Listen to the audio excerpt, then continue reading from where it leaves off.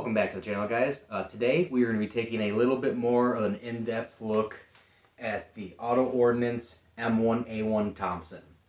This particular one is not a submachine gun. This is just the semi-automatic version, but it is still a short-barreled rifle because it has that 10.5-inch barrel. It is a tax stamp item, but we're going to go a little bit into the history of the Thompson itself and kind of just go over it. If you're interested in watching me shoot it, go ahead and check out my last video.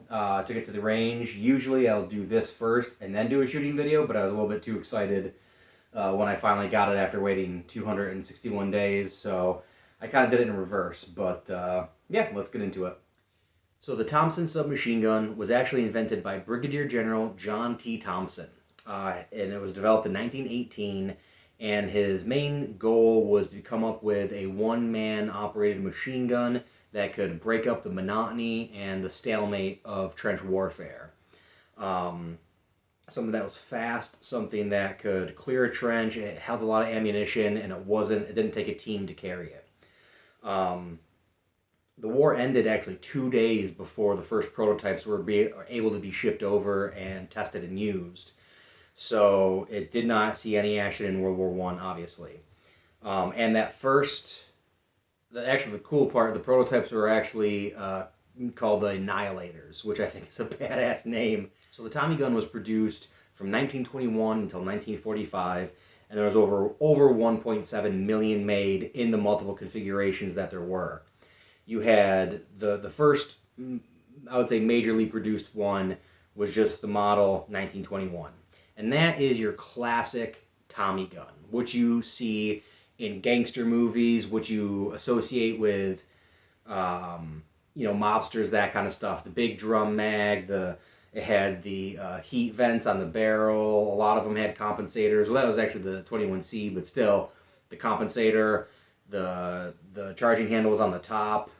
Just your classic Tommy gun or the Chicago typewriter, stuff like that. And that classic Tommy gun was made famous or infamous by all of the 20s, the Depression era, and the Prohibition era mobsters and gangsters that used that gun, and law enforcement that was fighting those guys used the same gun.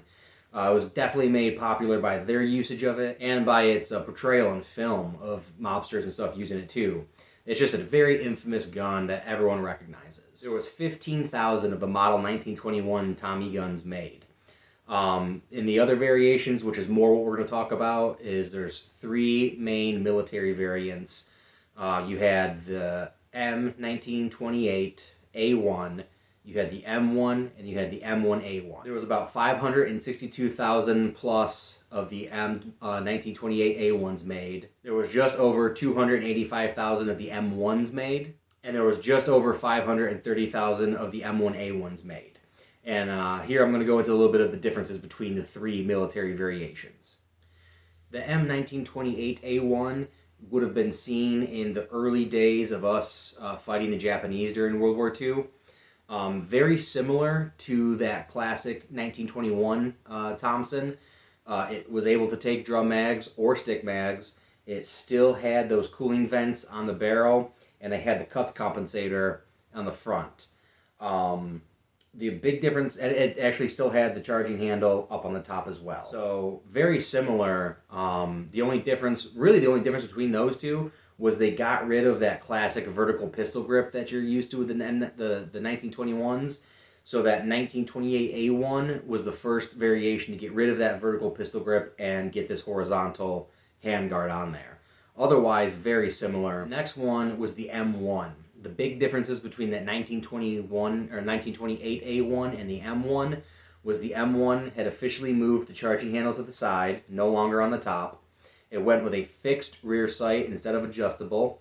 It pretty much got rid of those cooling fins, and it got rid of that cuts compensator. So it started to look a lot more, actually it started to basically be this version. It no longer, so the buttstock was detachable on the earlier versions. The M1 made it affixed permanently, not permanently, but they basically had to take the two screws off. It wasn't just easily removable. And it got rid of the use of drum magazines. So the M1 no longer could take drum mags. The reason being the drum mags, even though they held more rounds, they were a lot heavier. They were prone to jamming, and if you were moving or like trying to do like a raid or reconnaissance or whatever, that you could hear the rounds rattling in them. So they kind of just got rid of that, as just wasn't as effective. So just to recap, the M1 got rid of the cooling fins, got rid of the cuts compensator, moved the charging handle over to the side, fixed rear sights, omitted the drum mag, and more permanently attached buttstock. Next you have the M1A1, which is the most common one used during World War II. Really between the M1 and the M1A1, but the big difference between the M1 and the M1A1 was really in the bolt. So the M1 had a free-floating firing pin and hammer. The M1A1 got rid of that. They basically machined the firing pin onto the front face of the bolt, and that kind of omitted a couple of just extra parts, moving parts that weren't necessary, to make it a little bit simpler, and also reduce the cost of manufacturing. The next thing was these triangle little wings were standard on the rear sights. They started to see them at the end of the M1, but the M1A1, they were completely standard, these little triangular wings. And the big thing with the M1 and the M1A1 is they reduced the rate of fire from about 700 to 800 rounds per minute down to about 600 to 700 rounds per minute as well. So those are the big differences, and through all of those changes, they really reduced the price and time it took to manufacture these things. And just like I said, the cost for the government, from the 1921 down to the M1A1, it was significantly cheaper to produce. So that was obviously a big pro. So that's all I've got for you guys. Just a quick little historical breakdown of the Thompson submachine gun and the different variations of it. Nothing too in-depth, just kind of a quicker one. But I hope you guys enjoyed. I hope you learned something.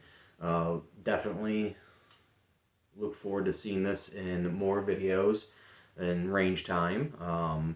Definitely going to shoot it a bunch more since I paid for it. So, but yeah, that's it. Don't forget to like, subscribe, comment, all that good stuff. And until next time, be good.